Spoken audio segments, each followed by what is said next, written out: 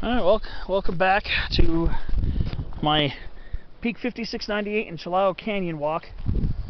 So I was talking about my wildlife encounters that, I lived, born and raised in San Diego, lived in Orange County through my high school and early college years, lived back east in New Jersey for 8 years, and I've been back here for a little over 8 years. And as a kid, I had mentioned, when I was a kid, I used to see Baja tree frogs in the little canyons in San Diego. It's always a great sight. I was used to see them. Then I would see, but I never got lucky to see western toads. I always wanted to see those when I was a kid. It takes me a couple of decades of moving across the country, moving back as a 30-something-year-old to see them, and I've seen them at least 3 or 4 times since now. Go figure. Go figure. So, what can I say? So I was seeing them on a good few occasions. Get to see the tadpoles, the metamorphs, the juveniles, and the adults in mating. But since I've come back, I still have not seen Baja tree frogs. One species I've also never seen is the California tree frog. I've never seen that even as a kid. And that's a relative of the Baja tree frog. Pseudocris cadaverina is the California tree frog, and Pseudocris hypochondriaca is the Baja tree frog that you find here. Now I have heard them and got the mating calls on video back on one of my hikes in the San Bernardino Mountains. It was the Baja tree frog. It wasn't the California tree frog, and it was doing the mating call back in late April of 2019. So I was hiking down Keller Peak Road. There's a little area of water around there. But what can I say? I haven't seen one. I got a big fly landing on me. Thought it was a wasp. Thank God it's just a fly. But what can I say? In some ways, I'm still wishing to see some stuff. I still haven't seen garter snakes. I mean, like I said, saw one rattlesnake as a kid, as I mentioned in the last clip, in San Clemente Canyon. That's again between neighborhoods of Claremont and University City, near where the 52 freeway cuts through from La Jolla inland towards Santee. I've been in that canyon so many times, and I've been there several times since I moved back from New Jersey, and I've enjoyed being there ever since, but I have yet to see any frogs there ever since. Hopefully one day. Hopefully one day. Well, so we're back here. Got this beautiful interior live oak right here. It's a nice interior live oak. This one's a really luscious one. It's a variety for Tessins. I would say this is definitely a variety for Tessins, but it's been around without being burnt and coppiced for quite a long time. So you get the full furrowed bark. Beautiful interior live oak right here. So, yeah, you can tell I'm very fascinated with plants. You already know. Plants, I think, are my largest passion, but getting herpetology, finding herps, finding frogs and toads and lizards and snakes. That's always going to be an exciting find for me, no matter how old I get. I've loved them for years and get excited over seeing them, so I will be finding them, hopefully more in the future, and I hope to get them more on these adventure videos. But back to what I was talking about now. The interior live oak's got some big trunks on it. This has definitely got to be a variety for Tessins. The trunks are big enough to be variety Whistleseni. Of course, it's Whistleseni, variety Whistleseni. But the stature of it's definitely more variety for Tessins. But yeah, look at it. It's beautiful. I can't believe I didn't notice this the last time. We got a taller one right next to it. It might be part of the same root system. This is a beautiful interior live oak right here.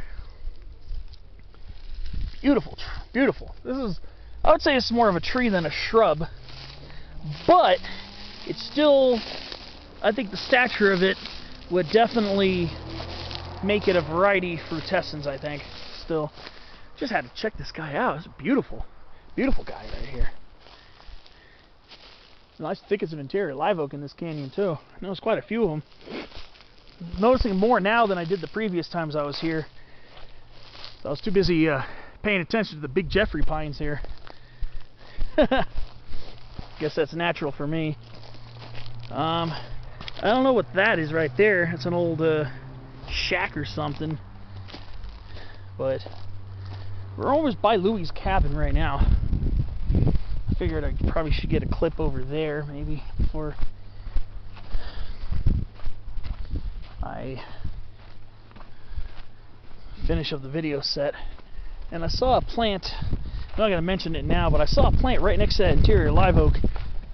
Really big shrub over there that I really think would be a great specimen for a spotlight on trees or spotlight on shrubs video. So, right over there, those are the ruins of Louie's cabin, Louie Newcomb. I don't know exactly when this was. I really don't have a huge command of the history, but now I gotta find a way to cross over here, and I think I found it. Got a gentle slope right here.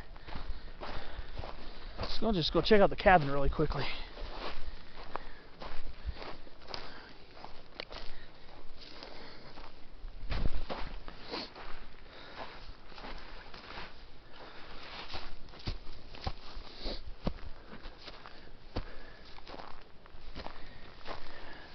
I remember going over here once. Pretty neat. A little piece of our the local history here by Chilao.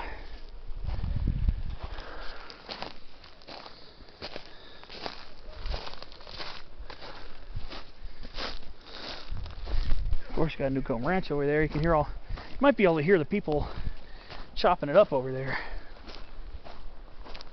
Very popular place for people to hang out, grab a bite to eat. I think once I'm fully vaccinated, maybe one day stop over there and get something to eat. It's almost always crowded. It's a very, very, very popular spot along Angeles Crest Highway. So here we are. This is Louie's old cabin site.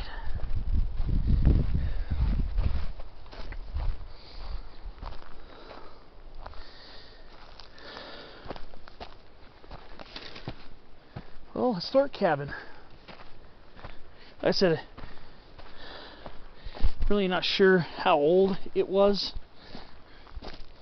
but one thing I remember when I came over here the first time, I found something really cool right next to the cabin.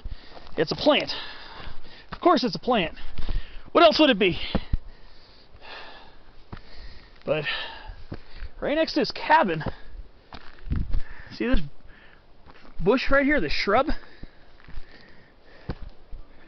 Well,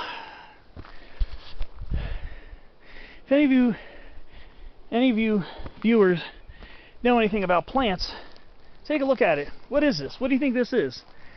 I know what it is. Of course, I'm going to say it in a minute.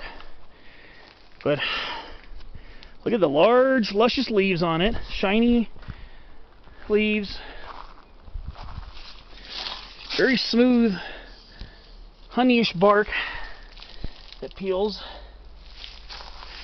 This is a tree you're more likely to find in the Pacific Northwest than you are here in Southern California, though it does exist in a few pockets. Kind of reminds you, the bark of it kind of reminds you of a manzanita. Well, let's see, here's a manzanita over here somewhere. How smooth that bark was. Kind of similar to a manzanita, kind of smooth, reddish. Well, it's related. That is a Pacific madrone, Arbutus menziesii.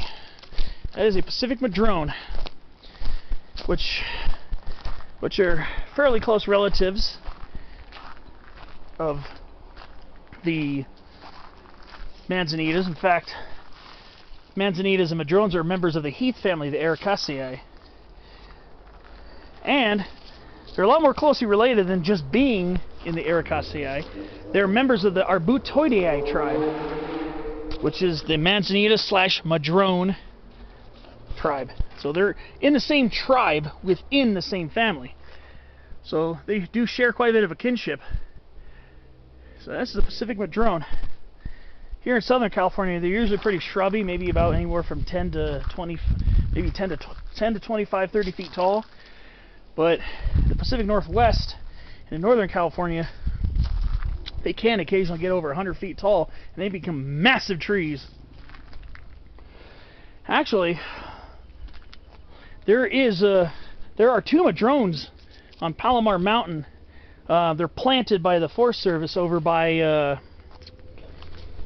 the Forest Service or fire station on Canfield Road, not that far from the observatory, and there are at least 2 madrone trees planted there. They're multi-trunked.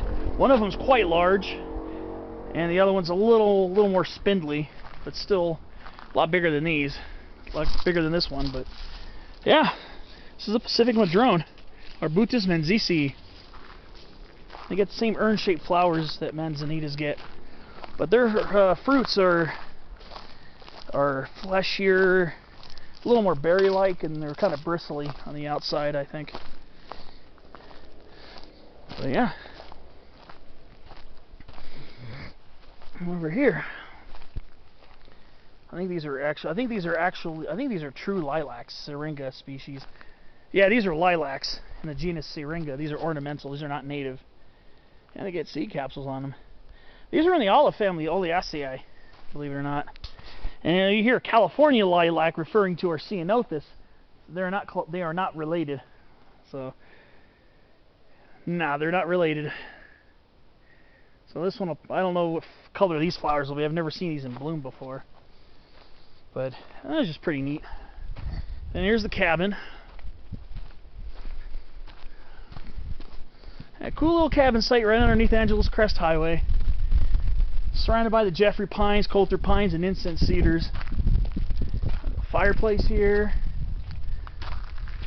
Let's go back here a little bit.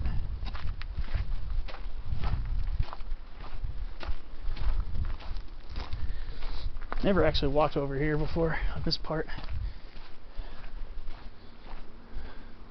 It's just a shame that everybody has to tag, put graffiti all over everything. Just can't have anything sacred. This is definitely a place to have a cabin. It's beautiful over here. We got a nice sized canyon live oak next to it, but who knows how much smaller this tree was back then. There's a little something that's fenced off over here.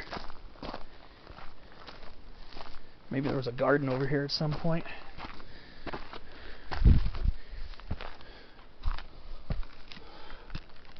Oh, a swimming pool. Used to be a swimming pool over here.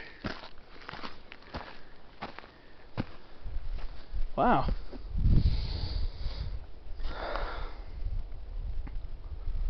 Wow. Pretty cool. Ah, Louie. Mr. Newcomb, you had a pretty nice area. You had a nice area, buddy. Beautiful trees around you, around your yard. Your whole yard was the Angeles National Forest.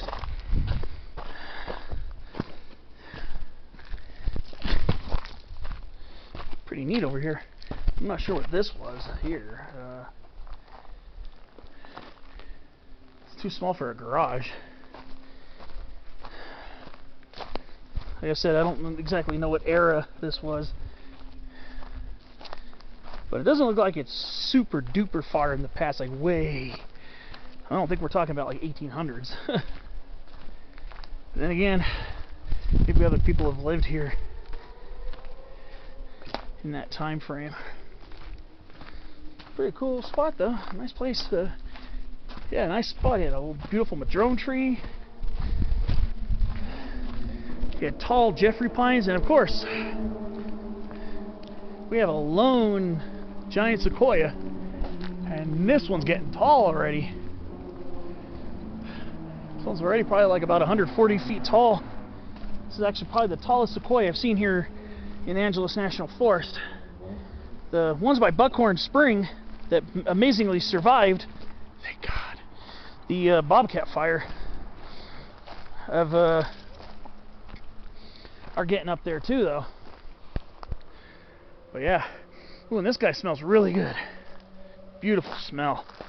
Got the little pollen cones. Oh yeah, look at it. You see the yellow on my finger, kinda? You see the pollen. And it's hard to see on camera, but I can see the little dust of pollen coming out of it. There's only one sequoia here. I am surprised that it's able to produce cones. It must be self-fertilized. I don't think there are any other sequoias planted around here. It's the only one I remember seeing. I think it's getting big though. Well, it's a very short walk from here back. You just gotta follow